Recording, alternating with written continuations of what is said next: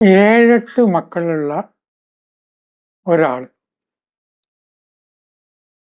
അപ്പൊ അയാളെ കാണാൻ പലരും കാണാൻ വീട്ടിൽ വരും.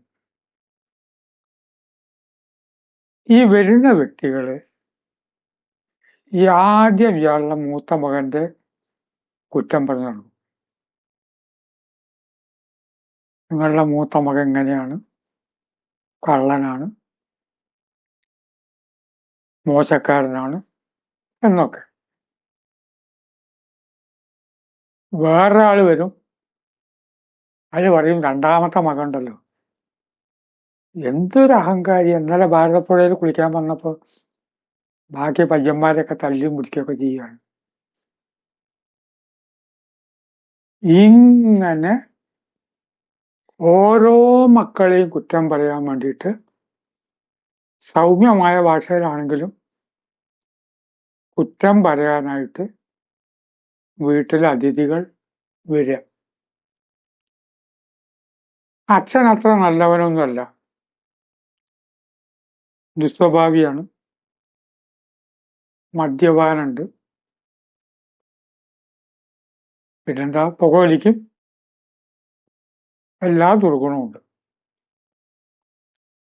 വരുന്നവരൊക്കെ മക്കളെ കുറ്റം പറയും. ഞാനിപ്പോ പറയണത് എൻ്റെ വീട്ടിലെ കാര്യമാണ്. നിങ്ങളുടെ വീട്ടിലെയും കാര്യമാണ് ഇപ്പൊ ഈ പറയണത്. ഇത് ശ്രോതാക്കളുടെ വീട്ടിലെ കാര്യമാണ് പറയുന്നത്. എൻ്റെ വീട്ടിൽ അങ്ങനെ അല്ലാന്ന് കൊണ്ട് ആരും കമന്റ് ഒന്നും എഴുതരുത്. ഇത് കഴിഞ്ഞിട്ട് ചിലര് കുറ്റം പറയാതെ ആരെങ്കിലും വന്നിരുന്നാൽ മക്കളുടെ കുറ്റം ഇയാള് കേട്ടുമടുത്തു. ഇയാള് പറയും, രാമകൃഷ്ണൻ, ഈ കുട്ടിയോട് കേട്ടുകൊണ്ടിരിക്കുക, ശ്രദ്ധിക്കണം, ഇവനുണ്ടല്ലോ, ഇവന്റെ മുഖം കണ്ട മൂൽക്കിക്ക് കഷ്ടകാലം ഇറങ്ങി. ഈ രാമകൃഷ്ണൻ എന്താ കള്ളെന്നറിയും. രാമകൃഷ്ണന്റെ കുറെ കുറ്റം. കുട്ടികൾ പിന്നെ ഒന്നും മിണ്ടില്ല. അച്ഛൻ കുറ്റം പറയുമ്പോ കുട്ടികൾ മിണ്ടില്ല. അവരുടെ കണ്ണ് നിറയുന്നുണ്ടോന്ന് അച്ഛൻ ശ്രദ്ധിക്കുന്നുമില്ല. അവർക്ക് വിഷമുണ്ടാവില്ലേ? അത് കഴിഞ്ഞ് ഇപ്പൊ വന്നവര് ഞങ്ങളെ ആരും കുറ്റം പറയുന്നില്ലല്ലോ എന്ന് കുട്ടികൾ പറയുമ്പോ അച്ഛൻ തുടങ്ങാണ് കുറ്റം പറച്ചില്. ആ ഗോപിനാഥൻ ഉണ്ടല്ലോ, അവനാണ് എന്നെ ഈ രീതിയിലാക്കിയത്. ഇത് കഴിയുമ്പോ കുട്ടികൾക്ക് എത്ര വിഷമുണ്ടാവും. ഒരു കാര്യം, എന്റെയും നിങ്ങളുടെയും വീട്ടിൽ നടക്കുന്ന കാര്യമാണ് പറഞ്ഞില്ലേ. കുട്ടികളെന്ന് പറഞ്ഞപ്പോ എന്താണെന്ന് വെച്ചാൽ നമുക്കുണ്ടായ കുട്ടികളല്ല. എന്റെ കണ്ണ് എന്റെ കുട്ടിയാണ്, അല്ലേ? എന്റെ കാല് എന്റെ കുട്ടിയല്ലേ? എന്റെ ഹാർട്ട് എന്റെ കുട്ടിയല്ലേ? അനവധി സെല്ലുകൾ ചേർന്നതല്ലേ നമ്മുടെ ശരീരം. അതേ, കുട്ടിയാണ് നിങ്ങളുടെ ഒരു ഭാഗമാണ്, അതുകൊണ്ടാ അല്ല. അവർക്കൊക്കെ സ്വന്തം ഐഡന്റിറ്റി ഉണ്ട്. എന്റെ മകനാണെങ്കിലും ശരി, രാമകൃഷ്ണൻ വേറെ അല്ലേ, അവൻ്റെതായിട്ടുള്ള അവന്റെ കൂട്ടുകാരുടെ മുമ്പിൽ വെച്ച് കളിയാക്കുമ്പോൾ അവന് വിഷമം ഉണ്ടാവില്ലേ? നിങ്ങളുടെ മകനല്ലേ, അത് എൻ്റെ ഒരു ഭാഗം എന്നും വെച്ചിട്ട് അച്ഛൻ വലിയ വർത്താനം പറയുന്നത്. ഇതിപ്പം ഞാൻ പറഞ്ഞ കഥയിലൊക്കെ മിണ്ടാത്ത കുട്ടികളാണ്. വെയ്യായ വന്ന് ഗൃഹനാഥൻ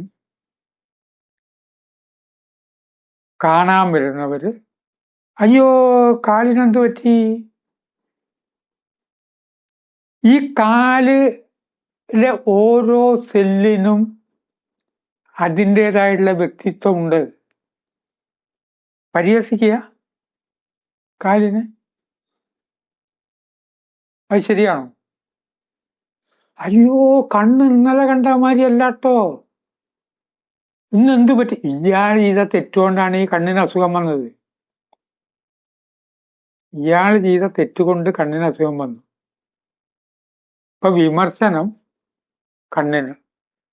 ഇന്ന മരുന്ന് കഴിച്ചില്ലേ? ഇന്നോടത്തിയിൽ മണ്ണാർക്കാട്ട് കുറച്ച് ഉള്ളോട്ട് പോയാൽ 3 കിലോമീറ്റർ അപ്പുറത്തൊരു വൈദ്യരുണ്ട്.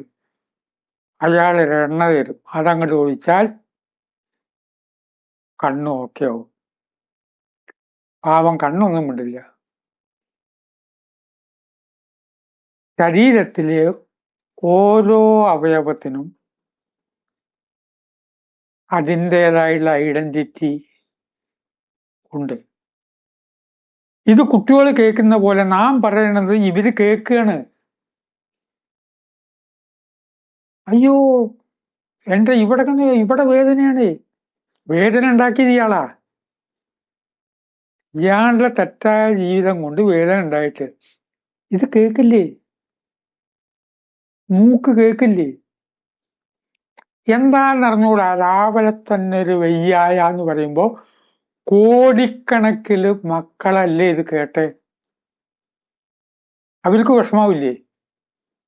അവരൊക്കെ മര്യാദക്ക് തന്നെയാ ജീവിക്കുന്നത്. അവർക്ക് മുഴുവൻ വിഷമുണ്ടാക്കല്ലേ. കേരളത്തിൽ 1000 ചില്ലാനം പഞ്ചായത്തുണ്ട്. ഒരു കാര്യം മനസ്സിലാക്കണം, ഓരോ പഞ്ചായത്തിനും അതിൻ്റെതായിട്ടുള്ള ഐഡന്റിറ്റി ഉണ്ട് ഇല്ലേ? എത്രയോ കോർപ്പറേഷൻ ഉണ്ട്. ഈയിടെ വായിച്ചു കോഴിക്കോട് കോർപ്പറേഷൻ എങ്ങനെ നിശ്ചയിച്ചിട്ടുണ്ടോ? അതാ കോർപ്പറേഷന്റെ അധികാരപരിധിയാണ്.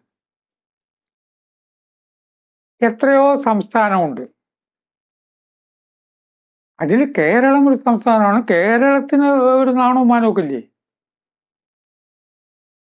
കേരളം പറയാറില്ലേ നമ്മളതിനെതിരാണ്, ശരിയല്ല. ഇതുപോലെ കോടാനകോടി സെല്ലുകൾ, കണ്ണ്, കാത്, മൂക്ക്, നാക്ക് നമുക്ക് അറിയുന്ന സംസ്ഥാനങ്ങളാ. ഇതിനെ നോക്കി